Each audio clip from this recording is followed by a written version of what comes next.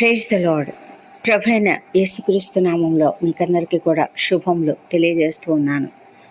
మరొక నూతన దినము దేవుడు మనతో ఒక గొప్ప విషయాన్ని తెలియజెప్తూ ఉన్నాడు. ఆయన ఏమంటున్నాడంటే, ప్రభైన యేసు కాబట్టి మీరు ఆయన రాజ్యమును నీతిని మొదట వెదకుడి, అప్పుడు అవన్నీ మీకు అనుగ్రహింపబడును అని మత్తయి సువార్త 6వ అధ్యాయం 33వ వచనంలో చెప్తూ ఉన్నారు. అంటే ఇక్కడ కాబట్టి అని ఆయన ఎందుకన్నాడు అంటే, కాబట్టి ఆయనకి ముందుగా ఆయన చెప్పినటువంటి మాట, మీరు ఎవ్వరు కూడా చింతించడం వలన తమ ఎత్తు మూరడు ఎక్కువ చేసుకోలేరు. ఏమి తిందుమో ఏమి త్రాగుదుమో అని మీ ప్రాణమును గూర్చేనను, ఏమి ధరించుకుందుమో అని మీ దేహమును గూర్చేనను చింతింపవద్దు అని చెప్తూ, పక్షులను చూడండి, ఆకాశ పక్షులను చూడండి, గడ్డి పువ్వులను చూడండి, ఇవన్నిటిని చూడండి, వాటన్నిటిని అంటే అవి ఎంతో చిన్నవి, అంటే నీ ప్రాణం ఒక మనిషి ప్రాణం కంటే కూడా అవి ఎంతో చిన్నవి. అయితే అంత చిన్న వాటిని గురించి కూడా దేవుడు ఇంతగా కేర్ చేస్తున్నాడు, ఇంతగా శ్రద్ధ చూపిస్తున్నాడు, ఇంతగా వాటిని గురించి ఆలోచించి ఒక్కొక్క గడ్డి పువ్వు ఎంత అందంగా ఉండాలో, ఒక ఆకాశ పక్షి ఎంత అందంగా ఉండాలో, దానికి ఆహారం ఎలా అందించాలో, ఈ సృష్టిలో ఉన్న ప్రతి జీవికి, జీవరాశులన్నిటికీ కూడా ఎలాంటి ఆహారము సమకూర్చాలో ఆ దేవాది దేవునికి తెలిసి ఉన్నప్పుడు నిన్ను గురించి ఆలోచించడా? నువ్వు ఒక మనిషివి. మనిషి అంటే మానవుణ్ణి దేవుడు తన సొంతగా తన చేతులతో సృష్టించుకున్నాడు. మరి అలాంటి మానవుల కొరకు ఆయనకు ఆలోచన ఉండదా? ఆయనకు తప్పకుండా ఉంటుంది. ఆయన అందుకే అంటున్నాడు, నేడుండి రేపు పొయ్యిలో వేయబడు అడవి గడ్డిని దేవుడు ఇలాగ అలంకరించినడలా అల్ప విశ్వాసులారా, మీకు మరి నిశ్చయంగా వస్త్రములు ధరింపజేయను కదా. కాబట్టి వీటన్నిటి గురించి చింతించొద్దండి. ఇవన్నీ మీకు కావాలనని మీ పరలోకపు తండ్రికి తెలియను. కాబట్టి మీరు దేవుని రాజ్యమును నీతిని మొదట వెతకండి, అప్పుడు అవన్నీ మీకు అనుగ్రహింపబడును అని చెప్తూ ఉన్నాడు. ఆ మత్తయి సువార్తలోనే 6వ అధ్యాయము 8వ వచనంలో మీరు చూసినట్లయితే, మీరు మీ తండ్రిని అడుగక మునిపే మీకు అక్కరగా ఉన్నవేవో ఆయనకు తెలియను. కాబట్టి మీరు ఇలాగా ప్రార్థన చేయండి అని ప్రార్థన చేసే విధానంను చెప్పాడు. మనం ఎందుకు చింతించకూడదో చెప్పాడు, మనం ఏం చేయాలో చెప్పాడు. మరి ఈ మూడింటిని మనం ఈ విషయాలను గుర్తించిన తర్వాత మనం చేయవలసింది ఏంటి? మనము మరి దేవుని రాజ్యమును, దేవుని నీతిని మొదట వెతకమని చెప్తున్నప్పుడు మరి మనము ఆ విధంగా చేయగలుగుతామా? ఓసారి డిసైడ్ చేసుకుందామా? ఒక్కసారి కనీసం ఒక నెల రోజులు ఈ దినం నుంచి నేను ఖచ్చితంగా ముందుగా దేవునికే ప్రాధాన్యత ఇస్తాను అని అనుకొని మనం ఒక ప్రయోగాత్మకంగా మనం చేసి చూసినట్లయితే మన జీవితంలో జరగబోయే అత్యంత గొప్ప మార్పులు మనము అర్థం చేసుకోగలం, చూడగలం. మనమంతా మన జీవితంలో సక్సెస్ కొరకు పరిగెడుతూ ఉంటాము, డబ్బు కోసం పరిగెడుతూ ఉంటాము, మరి సంబంధ బాంధవ్యాలు ఏర్పరచుకోవడం కోసం, మరి ఇంకా అనేక విషయాల కొరకు మనము ఉన్నత స్థాయిని పొందుకోవడం కొరకు ఎన్నో రకాలుగా ప్రయత్నిస్తూ ఉంటాం. అయితే మనము దేవునిని ఎప్పుడు మనం దేవునికి ముందుగా ప్రాధాన్యత ఇస్తున్నామా? మొదట మనం దేవునికి ప్రాధాన్యత ఇద్దాం. లేచిన వెంటనే చాలామంది చేసే పని ఫోన్ తీసుకొని వెంటనే సోషల్ మీడియాలో వాళ్ళ యొక్క స్టేటస్ చెక్ చేసుకోవడమే కదా. అలాంటిది కాకుండా అది మానివేసి కనీసం కొద్దిసేపు ప్రార్థన, దేవునికి మనము ప్రార్థన అంటే మన జీవితంలో ఆయన ఈ ఉదయాన్ని ఇచ్చాడు కదా, ఆయనకు కృతజ్ఞత. ఈ దినము మనం ఏం పనులు చేయాలో వాటన్నిటి గురించి ఆయన యొక్క గైడెన్స్ కొరకు ఈ దినము మనమంతా ప్రయాసపడి పరిగెత్తుతూ ఉంటాం. బస్ కోసం పరిగెత్తుతూ ఉంటాం, లేదా వెహికల్స్లో ప్రయాణం చేస్తూ ఉంటాము, నడుస్తుంటాము ఎంతో వేగంగా. మనం ఒక్కొక్కసారి మనం ఎంత వేగంగా నడుస్తున్నామో మనకే తెలియదు. అంత స్పీడ్గా నడుస్తూ ఒక్కొక్కసారి యాక్సిడెంట్ల పాలవుతూ ఉంటాం. అయితే వీటన్నిటినీ మనసులో పెట్టుకొని మనం దేవుని ప్రొటెక్షన్ కొరకు అడగడం, ఇవన్నీ కూడా ఒక మంచి పద్ధతి కదా. కొద్ది రోజులు మనము ఆ విధంగా చేసి చూద్దామా? ఆ విధంగా చేసినప్పుడు దేవుడు మన జీవితంలో ఏం మార్పులు తీసుకొస్తాడో మనము ఆలోచిస్తే మనకే అర్థమవుతుంది. మనం ఏదో చాలా పర్ఫెక్ట్గా ఉండాలని కాదు, కానీ ఒక సాధారణమైన మనుషులుగానే మనము మొట్టమొదట లేచిన వెంటనే దేవుణ్ణి ప్రార్థించడం, దేవునితో సమయం గడపడం అలవాటు చేసుకున్నట్లయితే మనకు తెలియకుండానే మన జీవితంలో చాలా మార్పులు వస్తాయి. అది మనం గమనిస్తాము. అందుకే ఒకసారి ప్రయోగించి చూడండి అని చెప్తూ ఉన్నాను. ప్రభువైన యేసు తన శిష్యులను ఏర్పాటు చేసుకునక ముందు ఆ శిష్యులందరూ ఎలా ఉన్నారు? అందరూ ఎవరి జీవితం వాళ్ళదే, ఎవరి ప్రయత్నాలు వాళ్ళవే. మరి పేతురుని గురించి ఆలోచిస్తే పేతురు యొక్క జీవితంలో అతనికి ఫిషింగ్ అనేది అతని యొక్క జీవనాధారం. చేపలు పట్టడం రాత్రి అంతా మేలుకొని రాత్రి అంతా శ్రమపడి ఆ సముద్రంలో చేపలు పట్టి అవి తీసుకొని వెళ్ళి మార్కెట్లో అమ్మి ఆ విధంగా జీవిస్తున్నటువంటి పేతురు యొక్క జీవితం ఒక్కసారిగా ఎలా మారిపోయిందో మనకు తెలుసు కదా.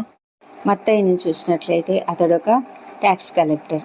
అతని జీవితం అంతా ట్యాక్సెస్ కలెక్ట్ చేయడంలో, ఆ ట్యాక్సెస్ కలెక్ట్ చేయడంలో సామాన్యంగా ట్యాక్స్ కలెక్షన్ అంటేనే ఒక విధమైన ఫ్రాడ్ జరుగుతూ ఉంటుంది అని అనుకుంటూ ఉంటారు కదా. అయితే వీళ్ళందరి యొక్క జీవితాలు కూడా కంప్లీట్గా మారిపోయాయి. ఎప్పుడైతే వారు ప్రభువును అంగీకరించి ఆ ప్రభువుతో శిష్యులుగా ఉండడానికి ఇష్టపడ్డారో అప్పటి నుంచి వాళ్ళ యొక్క జీవితాలు కంప్లీట్గా మారిపోయాయి. వాళ్ళు కంప్లీట్గా దేవుని పైన యేసయ్యను వెంబడించడంలోనే బిజీ అయిపోయారు. అందుకే వాళ్ళకు ఇంకా ఎలాంటి సమస్యలు కూడా రాలేదు. వాళ్ళ జీవితంలో మరి వాళ్ళ యొక్క ఆలోచనలు అన్నీ కూడా దేవుని పైన మాత్రమే కేంద్రీకృతమయ్యాయి. మనము ఎప్పుడైతే ప్రభువును మన ప్రయారిటీగా చేసుకుంటామో, మన జీవితంలో మొదటి ప్రాధాన్యతగా చేసుకుంటామో అప్పుడు మన జీవితంలో కొన్ని మార్పులు వస్తాయి. మనలో విధేయత అనేది ముందుగా దేవుని పట్ల విధేయత అనేది మనకు కలుగుతుంది. ఆయన మనల్ని ఎంతో ప్రేమిస్తాడు మనం విధేయత కలిగి ఉన్నట్లయితే. అంతేకాకుండా మన హృదయాన్ని మనం కాపాడుకోగలుగుతాం. ఉదయాన్నే లేచి సోషల్ మీడియా ఓపెన్ చేయగానే మనకు కొన్ని బ్యాడ్ న్యూస్లు వినాల్సి వస్తుంది. కొన్ని మనకు ఇష్టం లేనటువంటి వార్తలు వినవలసి వస్తుంది. కొన్ని సడన్గా మనకు షాక్ ఇచ్చేటువంటి వార్తలు ఉండొచ్చు. మనల్ని ప్రేమించే వాళ్ళు మనకు ఒకవేళ కొన్ని మెసేజెస్ ఉండొచ్చేమో, కానీ చాలా మటుకు మనము చూసేది మన హృదయాన్ని కలిచివేసేటువంటి కొన్ని పరిస్థితుల్లోనే మనం చూస్తాం. ఆ విధంగా మన హృదయంలో ఒక విధమైన ఆవేదన నిండుతుంది. మన హృదయంలో ఒక ఆలోచన వస్తుంది. ఆ విధంగా మనం దేవుణ్ణి పూర్తిగా పక్కన పెట్టేసి వాటిని గురించి ఆలోచిస్తాం. ఒక వార్త విన్నాము, వెంటనే అది ఇంకో ఫ్రెండ్కి మనకు తెలుసో లేదో అని వెంటనే వాళ్ళకి ఫోన్ చేసి, ఇదిగో చూసావా ఈ వార్త, నీకు తెలుసా అని వాళ్ళతో మాట్లాడడం. ఈ విధంగా డిస్ట్రాక్ట్ అయిపోయి కంప్లీట్గా మన జీవితంలో మనం చేయవలసిన పనులు కూడా కొన్నిసార్లు మనం చేయాల్సిన పనులు కూడా ప్రాధాన్యమైన పనులు కూడా మనం చేయలేని స్థితికి వస్తాం. అదే మనము వాటిని అస్సలు మొబైల్ చూడడం అంటే ఈ లోకాన్ని చూడకుండా మనం కనీసం 1 hour అయినా మనం దేవునికి కొంచెం సేపు టైం ఇచ్చినా మిగతా మామూలు పనులు మనం చేసుకుంటూ ఉన్నా మొబైల్ చూడకుండా ఉన్నట్లు ఒక గంట సేపు మనం మొబైల్ చూడకుండా ఉన్నట్లయితే మన జీవితంలో చాలా చాలా మార్పులు వస్తాయి. అది మీరు ప్రయత్నించి చూడండి, తప్పకుండా సక్సెస్ అవుతామని నేను అనుకుంటున్నాను. అన్నిటికంటే ముఖ్యంగా మన హృదయము ప్రశాంతంగా ఉంటుంది. ఎవని మనస్సు దేవుని మీద ఆనుకొనునో వానిని ఆయన పూర్ణ శాంతి గలవానిగా చేస్తాడు కదా. కాబట్టి ఆ విధంగా మనము జీవించగలుగుతాము. దానియేలు ఒక గొప్ప ప్రధానమంత్రిగా ఉన్నాడు ఒక రాజ్యానికి. అతడు ఎన్ని పనులు ఉంటాయో అతనికి, అయినప్పటికీ కూడా అతడు దేవునికి ప్రాధాన్యత ఇవ్వకుండా ఎప్పుడు కూడా నిర్లక్ష్యం చేయలేదు. రోజుకు 3 మార్లు అతడు ప్రార్థన చేస్తూనే వచ్చాడు. అతనికి అగెయిన్స్ట్గా రూల్ వచ్చినప్పటికీ కూడా అతడు మానక మరి ప్రార్థన చేస్తూ వచ్చాడు. అందుకే అతడు సింహాల బోనులు పడవేయబడినా కూడా ఆ సింహంల నోళ్లను మూయించినటువంటి గొప్ప దేవుడు మన దేవుడు. కాబట్టి మనం ఎప్పుడైతే దేవునికి ప్రాధాన్యత ఇస్తామో ఎన్ని అద్భుతాలు జరుగుతాయో తెలుసా? అపొస్తలుడైన పౌలు ఫిలిప్పీలకు చెప్పినట్లుగా దేని గురించి చింతించకూడదు, కానీ మీరు ప్రార్థన, కృతజ్ఞతాస్తుతులతో, విజ్ఞాపనలతో మనము దేవునికి మన విన్నపములు తెలియజేసినప్పుడు ఆయన మనకేమిస్తాడు? మన హృదయాలు, మన తలంపులన్నీ కూడా దేవుని సమస్త జ్ఞానములకు మించిన దేవుని సమాధానంతో మనల్ని కాపాడుతాడు. అలాంటి కృపని మనకు కావాలని ఈ ప్రయోగం చేసి చూడండి. తప్పకుండా సక్సెస్ అవుతారు, విజయం పొందుకుంటారు, తప్పకుండా దీవెన పొందుకుంటారు. అలా చేశారంటే మీరు అలా చేసి చూడండి, ఆ తర్వాత కామెంట్లో పెట్టండి. దేవుడు ఈ కృపావార్తను దీవించునుగాక. మనమంతా కూడా అలా చేద్దాము. మరి ఈ ప్రార్థనలోకి వెళ్తుంటుండగా మనమంతా కూడా ప్రార్థనలో ఏకీభవించండి. దేవుని యొక్క కృప మీపైన మెండుగా ఉండునుగాక. పరిశుద్ధమైన దేవ, సర్వోన్నతుడ, కృపామయుడ, నీకు వందనములు, స్తోత్రం నాయన. మా ప్రభా, నీవెంత గొప్ప దేవుడవు, ప్రేమ కలిగిన దేవుడవు గనుకనే అడుగక మునిపే మా అక్కర్లన్నీ కూడా తెలిసిన దేవుడవు. ఈ లోకంలో మేము ఏమి తినాలో, ఏమి త్రాగాలో, ఏ వస్త్రంలో ధరించుకోవాలో సమస్తం ఎరిగినటువంటి దేవుడవు ప్రభా. మాకు అవన్నీ కావాలని మీకు తెలుసు. అందుకే మేము అడగకపోయినా మీరు ప్రొవైడ్ చేస్తూనే ఉంటున్నారు. అయితే ప్రభా, మేము వాటన్నిటి గురించి ఆలోచించి వాటన్నిటి గురించి చింతించడం వల్ల మేము ఎప్పుడు కూడా మా ఎత్తు మూరెడు కూడా ఎక్కువ చేసుకోలేము. ఈ విషయాలను మేము గమనించుకొని తండ్రి ప్రభా, మరి యేసయ్య చెప్పినట్లుగా నీ రాజ్యమును, నీ నీతిని మొదట వెదుకున్నట్లుగా మా హృదయాలను సిద్ధపరచుకుంటుండగా స్థిరపరచుకొని నిజంగా ప్రభా, ఉదయం లేచిన వెంటనే నీ సన్నిధిలో మా సమయం గడపడానికి మాకు కృప దయచేయమని, ఆ విధంగా చేసి మేము దీవెనలు పొందుకోవడానికి మీరు మాకు సహాయం చేయమని నిన్ను ప్రార్థిస్తున్నాను. దేవా ప్రభా, ఈ ప్రార్థనలో ఏకీభవిస్తున్న ప్రతి ఒక్కరిని దీవించండి ప్రభా. ఈ దినము మా ఎదుట ఎన్నో పనులు ఉన్నాయి, ఎన్నో ప్రాజెక్టులు ఉన్నాయి, ఎన్నో అవసరమైన ప్రాముఖ్యమైన పనులు ఎన్నో ఉంటాయి తండ్రి. అయితే ప్రతి పనిని కూడా మొదలు పెట్టక ముందుగానే మేము సమస్తమును నీకు అప్పగిస్తున్నాం. కాబట్టి ప్రతి పనిలో కూడా మేము విజయం పొందుకుంటామని మేము ఎంతో విశ్వాసంతో నీకు స్తోత్రం చెల్లిస్తున్నాం. మేము ఏ అధికారి దగ్గరికి వెళ్ళి మాట్లాడాలో అక్కడ మీరుంటారు. ఏ న్యాయం కొరకు పోరాడుతున్నామో ఆ న్యాయస్థానంలో మీరుంటారు. మా తండ్రి దేవా, మేము ఏ ఇంటర్వ్యూకి వెళ్తున్నామో ఆ ఇంటర్వ్యూలో మీరుంటారు. తండ్రి ప్రభా, మేము ఏ ప్రయత్నాలు చేస్తున్నామో ఆ ప్రయత్నాలన్నిటిలో మీరుంటారు. ఏ నూతన కార్యం ప్రారంభిస్తున్నా వాటిలో మీరుంటారు దేవా. అందుని బట్టి నీకు వేలాది స్తోత్రం చెల్లించుకుంటున్నాం. ఇది ఇంటర్వ్యూలకు హాజరవుతున్న ప్రతి ఒక్కరూ విజయం పొందుకునేలాగిన కృప చూపించమని వేడుకొంచున్నాం ప్రభా. బిజినెస్ స్టార్ట్ చేస్తున్న వారిని దీవించండి మా తండ్రి దేవా. నూతన కార్యములు ప్రారంభిస్తున్న ప్రతి ఒక్కరిని దీవించండి. వివాహ ప్రయత్నం సఫలం చేయండి. సంతానం కొరకు నీ వైపు చూస్తున్న బిడ్డలను దర్శించి వారికి మీ యొక్క పునరుత్థాన శక్తిని ప్రసాదించి చక్కటి సంతానం పొందుకున్నట్లుగా సహాయం చేయండి. గర్భిణీ స్త్రీలను ఆశీర్వదించండి, వారికి సుఖమైన ప్రసవం అనుగ్రహించండి. ప్రతి కుటుంబంలో కలతలు లేకుండా కాపాడండి తండ్రి. మాటకు మాట ఇచ్చే మనసు లేకుండా అందరూ కూడా సంయమనంతో, సామరస్యంతో జీవించడానికి సహాయం చేయమని ప్రార్థిస్తున్నాం. వృద్ధులను, చిన్నారులను, ఒంటరి తల్లులను, ఒంటరి మహిళలను అందరినీ కూడా మీ కాపుదలలో భద్రంగా కాపాడమని ప్రార్థిస్తున్నాం. ఎవరైతే భయంకరమైన అనారోగ్యంతో ఉన్నారో ప్రభా, క్రిటికల్ కండిషన్స్లో ఉంటున్నారో, ఎంతో కష్ట పరిస్థితులలో ఉంటున్నారో వారందరూ కూడా తండ్రి నీ అందు విశ్వాసం ఉంచి ప్రార్థిస్తున్నారు దేవా. ప్రతి ఒక్కరిని మీరు ముట్టండి, స్వస్థపరచమని ప్రార్థిస్తున్నాం. మీరు స్వస్థపరిచే దేవుడు. క్యాన్సర్ వ్యాధులతో బాధపడే వారు అనేక మంది ఉన్నారు. ఈ దినం ప్రభా సర్జరీల గుండా వెళ్ళడానికి సిద్ధంగా ఉన్నారు కొంతమంది. మా తండ్రి దేవా, మరి ఎంతోమంది కీమోథెరపీలు, డయాలసిస్ల గుండా వెళ్తున్నారు దేవా. ఎంతోమంది హాస్పిటల్స్కు రిపోర్ట్ల కొరకు వెళ్తున్నారు, టెస్టుల కొరకు వెళ్తున్నారు. ప్రతి ఒక్కరిని కూడా మీరు దీవించండి. ప్రతి పరిస్థితిలో మీరుండండి దేవా. ప్రతి ఒక్కరికి నాయన మంచి రిజల్ట్ అనుగ్రహించమని ప్రార్థిస్తున్నాము. నీ శక్తి, నీ నడుపుదల, నీ కాపుదల వారికి అనుగ్రహించమని ప్రార్థిస్తున్నాం. డాక్టర్లకు కావాల్సిన మంచి జ్ఞానం అనుగ్రహించమని ప్రార్థిస్తున్నాం తండ్రి దేవా. ప్రభా ఈ దినము ఏ పనులు చేయడానికని ఎవరెవరైతే సిద్ధపడ్డారో వారందరి పనులు కూడా విజయవంతంగా కంప్లీట్ చేయమని కూడా ప్రార్థిస్తున్నాం ప్రభా. మా తండ్రి అధికారుల మనసులో మార్చండి ప్రభా. ఎంతోమంది అధికారులు తండ్రి విశ్వాసులైన నీ బిడ్డలు అలాంటి వారి దగ్గర కొంత ఇబ్బందిని ఎదుర్కొంటున్నారు దేవా.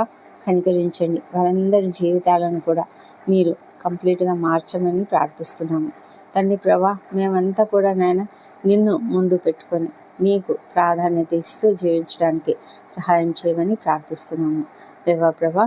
మరి ప్రయాణాలన్నింటిలో ప్రతి ఒక్కరికి క్షేమమును, భద్రతను అనుగ్రహించండి ప్రభా. ప్రపంచమంతటా యుద్ధ వాతావరణం నెలకొని ఉన్నది కానీ మీరు కృప చూపించండి. ప్రతి విషయం మీ ఆధీనంలో ఉన్నదని మేము నమ్ముతున్నాము. ఇశ్రాయేల్ దేశం దీవించండి, వారి అధికారులను దీవించండి, ప్రధానిని దీవించండి ప్రభు. వారి ఆలోచన విధానాన్ని తండ్రి నీ సన్నిధిలో మీరు జాగ్రత్తగా కాపాడుతున్నారని నమ్ముతున్నాం. మరి యెరూషలేమును దీవించండి, వారి నగరులలో క్షేమం, వారి ప్రాకారములలో నెమ్మదిని దయచేయమని ప్రార్థిస్తున్నాం దేవా ప్రభ. నీ ప్రవచనాత్మకమైన ప్రతి విషయం కూడా నెరవేరుతూ ఉన్నందుకే నీకు వందనములు. రాకడ దినాలు చాలా దగ్గరలో ఉంటుండగా తండ్రి ప్రభా మేమంతా సిద్ధంగా ఉండడానికి సహాయం చేయమని ప్రార్థిస్తున్నాం దేవా ప్రభా. మా అందరిలో మీ యొక్క కృప అధికంగా అనుగ్రహించి మేము సిద్ధంగా ఉండడానికి సహాయం చేయండి మా నాయన తండ్రి. ఎవరైతే ఇంకా రక్షణలోనికి రాలేదో, ఎవరైతే ఇంకా నిన్ను తెలుసుకోలేదో, ఇంకా నిన్ను అంగీకరించిన స్థితిలో ఉన్నారో వారి హృదయాలను నాయన మెత్తనపరచండి. హృదయ కాఠిన్యం నుంచి వారికి విడుదల యేసు నామములో కలుగునుగాక ప్రభా. వారి మనోనేత్రాలను వెలిగించి మీ సిలువ విలువను అర్థం చేసుకునేలాగా సహాయం చేయమని ప్రార్థిస్తున్నాం దేవా. మా దేశంను దీవించండి, మా దేశంపై నీ పరిశుద్ధాత్మను కుమ్మరించండి నాయన. ప్రతి ఒక్కరూ నిన్ను తెలుసుకున్నట్లుగా సహాయం చేయండి. అధికారులు, ఉద్యోగులు, పరిపాలకులు అందరూ కూడా నీతిగా, నిజాయితీగా పనిచేయనట్లుగా సహాయం చేయమని ప్రార్థిస్తున్నాము. సేవకులందరినీ ఆశీర్వదించండి. ఎంతోమంది భయంకరమైన దాడులు ఎదుర్కొంటున్నారు నాయన. కృప చూపించి అన్నిటిని అరికట్టమని కూడా ప్రార్థిస్తున్నాము దేవా ప్రభ. మా ప్రార్థనలు ఎవరెవరైతే కావాలని ఆశిస్తున్నారో వారందరికీ కావాల్సిన దీవెనలు అనుగ్రహించి, ఎవరు ఈ ప్రార్థనలు ఏకీభవించిన ప్రతి ఒక్కరి కష్టం తీర్చండి, అవసరతలను తీర్చండి నాయన ప్రభా. నెమ్మదిని ప్రతి ఒక్కరికి అనుగ్రహించమని ప్రార్థిస్తున్నాము తండ్రి. ప్రతి ఒక్కరము మేము ముందుగా మీకు ప్రాధాన్యత ఇచ్చినట్లుగా మా అందరి హృదయాలను సిద్ధపరచండి. ఇది నా బర్త్డేలు, వివాహ దినములు జరుపుకుంటున్న బిడ్డను దీవించండి. గడిచిన సంవత్సరం అంతా మీరు వారికి చేసిన ప్రతి మేలును బట్టి మీకు వందనములు. రాబోయే సంవత్సరంలో ఇంకనూ అధికమైన మేలులను వారికి అనుగ్రహించమని ప్రార్థిస్తున్నాం తండ్రి. మా ప్రార్థనలన్నీ మీరు అంగీకరించి జవాబులు ఇచ్చినందుకు నీకు వేలాది వేల స్తుతులు, స్తోత్రములు చెల్లించుకుంటున్నాము. ఈ ప్రార్థనను మా ప్రభువును, మా ప్రియ రక్షకుడునైన యేసుక్రీస్తు నామములో అడిగి పొంది ఉన్నామని నమ్ముతూ నీకు స్తోత్రం చెల్లిస్తున్నాం తండ్రి. Amen, amen.